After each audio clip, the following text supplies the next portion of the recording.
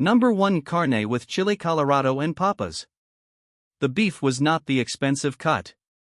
It was never the expensive cut. The working kitchen did not operate on expensive cuts, operated instead on the knowledge of what heat and time could do to the cuts that cost less, which is considerable, which is the whole foundation of slow cooking, even when the person doing it has never heard that term and would not use it if they had. The chuck or the shank or whatever the butcher had at the price she could afford went into the pot with the chili Colorado, dried red chiles rehydrated in hot water, blended with garlic and a little cumin she toasted whole and ground by hand, strained through a cloth to remove the skins, added to the pot where the meat had already been browning in lard for 10 minutes. Then the potatoes, cut large so they would hold their shape through the long cooking, and the water, and the salt, and the lid, and the heat lowered to the point where the pot barely moved, barely breathed, where what was happening inside was so slow and so gentle that from the outside it looked like nothing was happening at all. But something was happening. The collagen in the cheap cut was breaking down into gelatin and thickening the sauce. The dried chili was releasing compounds into the liquid that did not exist in the fresh chili, that only existed after the drying and the rehydrating, a transformation that concentrated certain flavors and eliminated others and produced something that fresh chili cannot produce no matter what you do to it. The potato was absorbing the chili-colored liquid and becoming part of the sauce rather than sitting in it. All of this was happening slowly, over 2 hours, on a low flame she adjusted by sound. She could hear when the pot was right and when it needed correction, a skill that takes years to develop and cannot be taught except by the doing. He came home at 7. The stew had been going since 5. He sat down and ate 2 bowls and said it was good, and she said yes, and he went to sleep and she cleaned the pot, and that was the whole transaction, which contained more than it appeared to contain, which contained 2 hours of standing and adjusting and knowing and caring compressed into a bowl that he ate in 15 minutes and did not think about again until the next time it appeared on the table. Number 2 Costillas de Puerco en Salsa Verde. She made the salsa from tomatillos she bought by the bag because buying by the bag was cheaper than buying by the piece, and she was always calculating, always running the numbers that kept the household functional on a budget that did not have room for errors. The tomatillos husked and rinsed and roasted directly on the comal until they blistered and softened and collapsed slightly and turned from the bright hard green of the raw tomatillo to the darker, more yielding green of something that has been changed by heat and is now ready to give what it has. Blended with chili serrano, 2 for medium heat, 3 if the week had been particularly hard, a calibration she made based on information she gathered through observation. And garlic and a little onion and salt, and added to the pot where the ribs had already been browning, where the pork fat had rendered out and was now the cooking medium for everything that followed. The ribs cooked in the salsa for an hour, the lid on for the first half and off for the second so the sauce could reduce and concentrate and cling to the bones rather than pooling at the bottom. The arroz blanco cooked separately, made the way she always made it. The grain toasted dry in the pot first, the broth added, the heat managed so the rice cooked evenly from the bottom to the top without the top becoming hard before the bottom was ready, a problem that plagues rice cooking and that she had solved years ago through a specific ratio of heat to liquid to grain that she adjusted automatically based on the age of the rice and the humidity of the day, neither of which she measured explicitly but both of which she felt in the way the grain moved in the pot.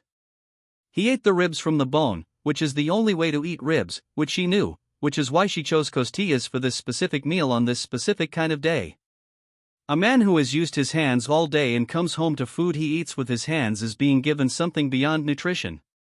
He is being given permission to still be himself. Number 3 Pollo en Salsa de Frijol Negro. The black beans cooked from dry. Soaked overnight, simmered all day, the cooking liquid reserved because the cooking liquid was as important as the beans themselves, carrying flavor that had leached out during hours of slow cooking and that would be wasted if poured away. A portion of the beans taken from the pot and blended smooth with some of the cooking liquid and a dried chili that had been toasting on the comal, the result strained and added back to the pot where the chicken had been browning in lard, the skin rendered and crisped before the sauce went in so it maintained some texture even through the braise that followed. The sauce was dark, nearly black, the color of the beans intensified by the dried chili and by reduction, by the hour of cooking during which it went from thin to thick and from thin flavored to deep flavored in the way that only reduction produces, which is the concentration of everything already present into a smaller volume of liquid that tastes like more than it is. The tortillas made while the chicken finished, pressed by hand, cooked on the comal she kept going from the morning, kept warm in the cloth that lived on the counter. He arrived to the smell of it from outside the door. She knew his schedule well enough that the tortillas were coming off the comal as he was washing his hands, which took 4 minutes, which was exactly how long it took from the last tortilla to the table. She had timed this without meaning to time it, through years of coordination that had become automatic, the way all things become automatic when you do them with enough attention for long enough. Number 4. Lentejas con chorizo and huevo frito. The lentils sorted by hand first. Spread on a cloth and examine for small stones, which exist in dried lentils and which are the kind of thing that only people who have been working with dried legumes long enough to have found a stone in their teeth already know to look for. Rinsed, then added to the pot with water and the chorizo. Not a whole chorizo, half a chorizo, the other half wrapped and returned to the refrigerator for later in the week, because a whole chorizo in the lentils was more than necessary, and more than necessary was a form of waste she did not practice.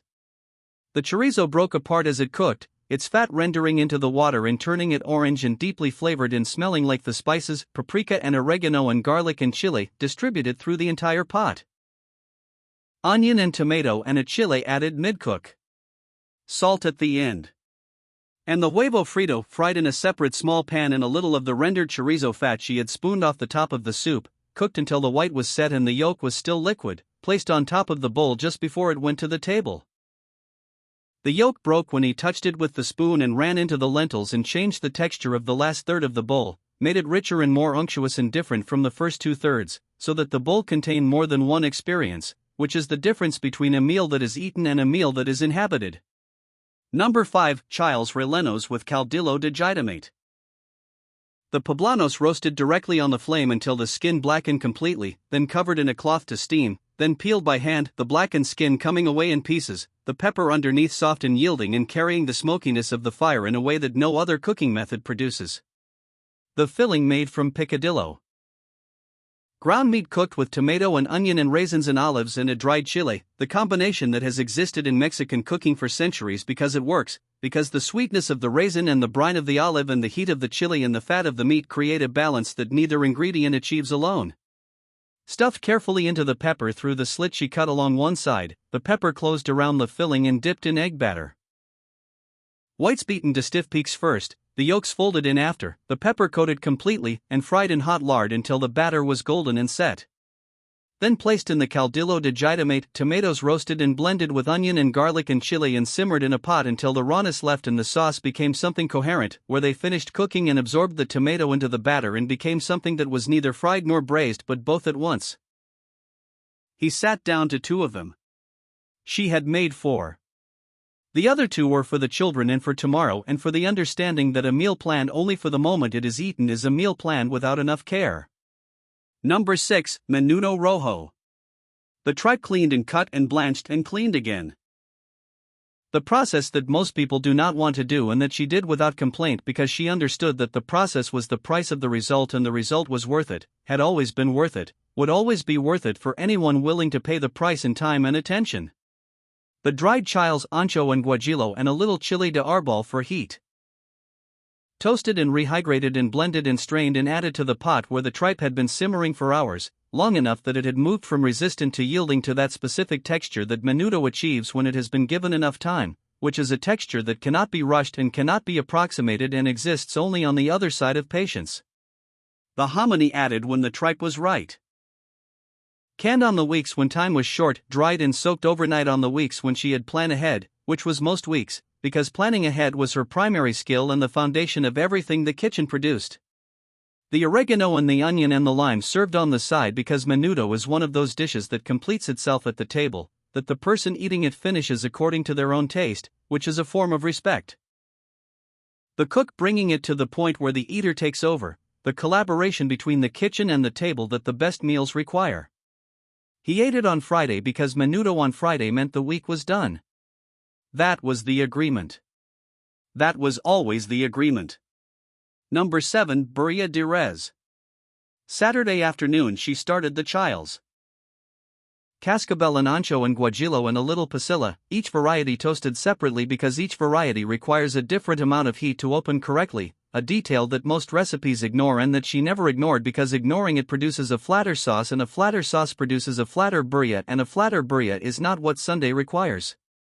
The beef, chamberete or espinazo or whatever bone-in cut the butcher had at the price that worked. Marinated overnight in the blended chili sauce with oregano and cumin and garlic and a little vinegar that tenderized and flavored and prepared the meat for the long cooking that would follow. Sunday morning at 5 she started the pot. Low heat, covered, the meat in the chili broth that the overnight marinade had become, cooking so slowly that by noon the beef was falling from the bone without being asked to. The broth had thickened and deepened into something that had a color with no exact name, somewhere between red and brown and black, a color that only exists in a pot of burya that has been given enough hours. He came to the table at noon. The whole family came to the table at noon. That was the point. Not just the food, but the table, the specific gathering that Sunday burya produced. The way a dish that takes 36 hours to make creates the conditions for something that lasts 2 hours at a table and is remembered for the rest of a life. She knew this. She made the burya. She made the table possible. Those are the same thing.